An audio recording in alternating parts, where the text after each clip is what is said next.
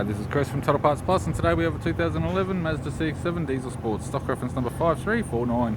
The shape runs from the 10th month 2009 through to the 2nd month 2012. It has an R2 2.2 litre 4-cylinder turbo diesel engine backed by a 6-speed manual all-wheel drive transmission.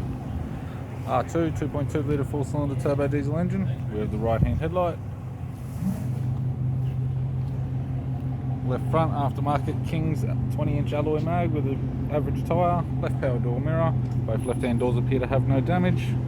Left rear 20-inch King's alloy mag with an average tyre. We have the left-hand tail light. Tidy rear bumper cover.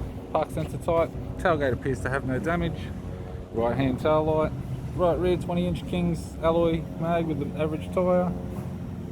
Right rear door appears to have no damage. Right front door has one small dent.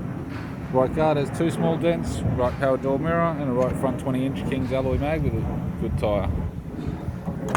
We have the driver's side door trim, power window master switch. This vehicle is fitted with black leather interior.